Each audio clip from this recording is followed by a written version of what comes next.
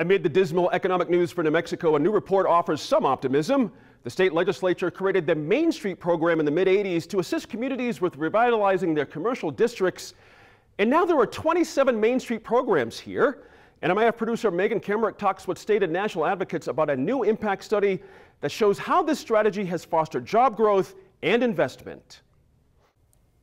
I'm here with Patrice Fry, President and CEO of the National Main Street Center, and Donovan Ripkema, Principal with Place Economics, and Rich Williams, Director of New Mexico Main Street. Thank you all for joining us. Thank you. Thank you. Patrice, tell us briefly about the National Main Street Center. What is the focus and the philosophy behind the Main Street approach? Sure. So the National Main Street Center was founded a little over 30 years ago, and we're very focused on comprehensive economic revitalization in downtowns. And I think what distinguishes us from a lot of other economic development programs is that comprehensive approach. So we're very focused on building capacity in local communities and generating a healthy mix of retail and services and dining experiences downtown. Also very focused on the design of communities. Here in New Mexico, you have lots of wonderful older and historic buildings in your downtown, so it's really an approach that helps communities take advantage of those assets. So rather than bringing in a big employer to locate like downtown, you're trying to build up the existing capacity in a community. That's absolutely right. Entrepreneurs in a variety of fields. And along with that goes revitalization of the infrastructure of perhaps historic buildings, or right. There's a lot of focus on rehabbing existing buildings that may be in need of some updating, some repair. But there's also a lot of new construction that goes on in New Mexico's downtowns as well. So there's a focus on that good mix of both new and older buildings, and then there are also a number of infrastructure improvements that go along with that in terms of streetscape improvements and that sort of thing. This is all over the country. Of course, we have New Mexico, but why is this approach effective? It's been in place for about 33 years? 33 years. Well, I think the reason it's so effective is because it is focused on the communities, and it's grassroots, I would say, in its nature and on developing the capacity within those communities. I think the other thing that is, one of the things that's unique about it is in each of our communities, that we have over 1,000 right now, there is a Main Street manager. There's someone whose job it is to look after the revitalization of that community, and I think that really makes a difference, having that full or half-time dedicated person to really focusing on downtown. Now, Rich, I want to turn to you. We have 27 Main Street projects in New Mexico. What are they? Are they small towns? Are they parts of cities? They run a whole gamut. Our districts are located in small little rural communities like Clayton, to all the way to downtown Albuquerque and Nob Hill and Las Cruces. So we have urban centers that are commercial districts that function as a larger urban center, a major magnet within the community, to smaller little downtown areas, or even village plazas. We have a secondary program which we call the Frontier Communities Initiative, and we're working in Mora, the little village plaza there, to assist them with the work and doing some economic development for their local community, and particularly their local artists. Why is this approach a good fit for New Mexico? Because I think that the comprehensive approach, that four-point approach of design, promotion, economic positioning, and good design work, all those things come together around organizational capacity development, and it fits by the community. It adapts itself to what the community's needs are. So it's not a cookie-cutter approach. It's really going in and taking a look at what the community's needs are, what its aspirations are, and to build a public-private partnership with both the municipality and then a group of local stakeholders, not just the business and property owners, but stakeholders who really care about their downtowns. And I think that kind of drives the passion and the interest and the volunteer hours that you need to really put into the revitalization work. Do you have, one or two examples of success stories from the Main Street? Yeah, I think I can give you a couple different ones. Artesia, a wonderful place that has been doing two different things that are really models to the rest of the state, and I think nationally. First was really changing the dynamics of their streetscape so that it functioned again for pedestrianism.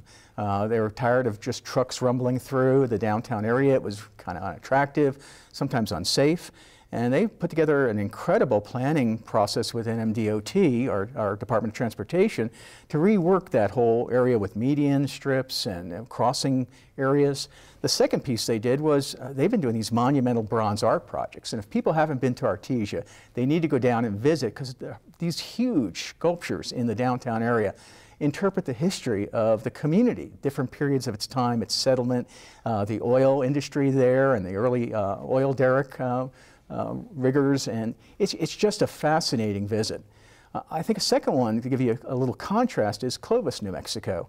They had a vacant hotel there, the old historic Clovis Hotel, that for 20, 30 years sat vacant. Nobody could do much with it. It had a lot of problems. The Main Street program kept persistent. The Economic Development Department came in as a partner with the municipality, and that building is reopening this month, I believe it is. As a hotel? No, it has 60 residential. A lot of the work we do is adaptive reuse, so it's 60 residential. There's additional retail on the bottom, and that's spurred additional housing development within the downtown district, something that we really take a look at to enhance commercial activity, is that reconnectivity to our neighborhoods.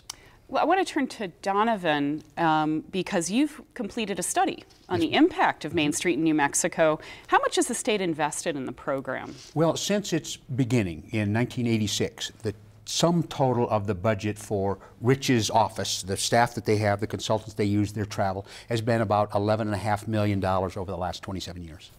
And so talk about why, what you found, because we have a fairly weak economy right now in New Mexico, but the results in this study seem to belie that. They're pretty astounding. And one thing that Main Street nationally has done, and certainly has shown up here in New Mexico in a large magnitude, is oftentimes it's countercyclical. In fact, things are going well when they aren't going so well in other places. In this last recession that seems endless, where every place in the country had dips, including New Mexico, in employment and business activity, in fact, in every year during the recession, there has been a net growth of net new jobs and net new businesses in these New Mexico Main Street districts.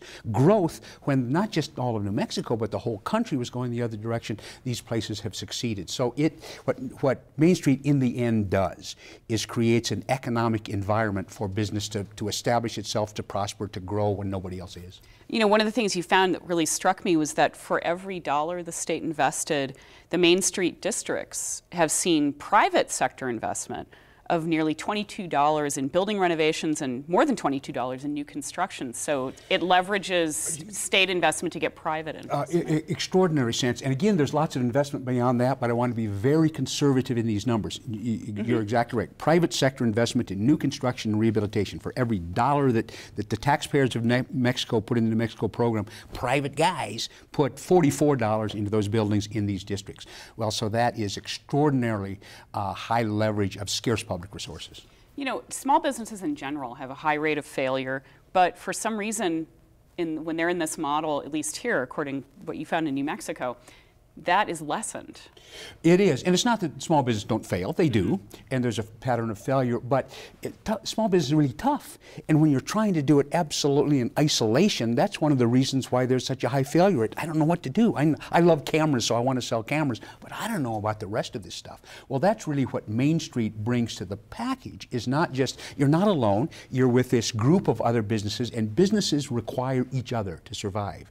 And then you have this whole infrastructure of support, of technical support. So Rich has people on his staff. If I'm trying to make it as a camera store in Clovis, and I say, I don't know about accounting, Rich can send me somebody down and say, here's how we help you. Here's how you can tie in with the florist to do joint promotions. Here's how you can advertise better. Here's how you should adjust your... So it's a framework that most small businesses in America don't have that Main Street provides. Well, I want to ask you both how how we compare to the rest of the country in terms of, we've had Main Street for many, many years here.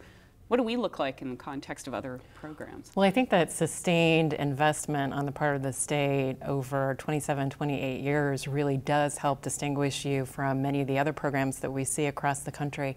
And Megan, you actually hit on what I look at as one of the most important findings out of this study, which is the reinvestment ratio.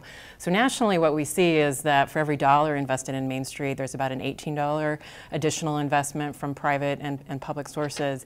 And we see it's at least 2.5 2.5 times that here in New Mexico with this $1 to $44 ratio that you're talking about. And as Donovan says, that's a very conservative estimate.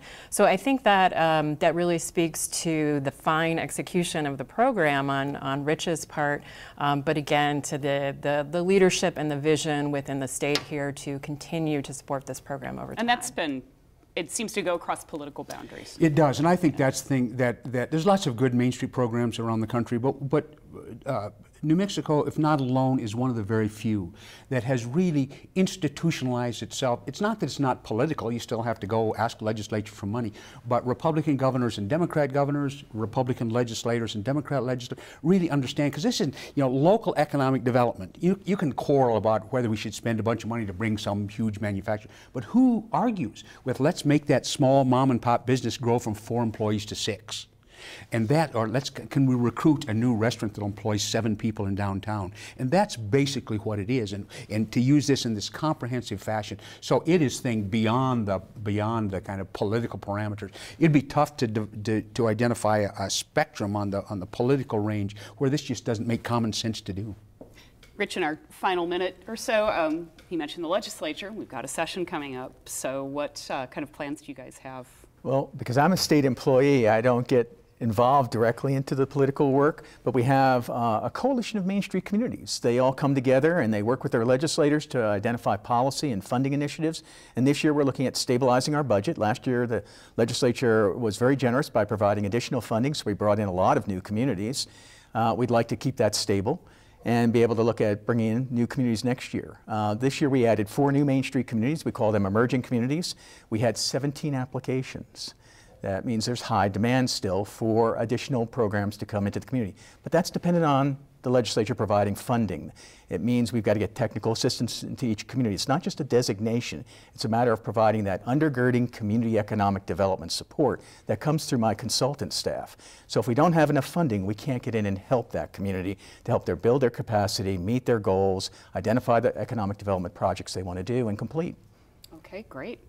Well, I want to thank you all for coming and talking about this. Thank you very much. And I will link to the report on from your website on our Facebook page. That's great. And thank you. In Focus page. Thanks. Thanks very much. Thank you.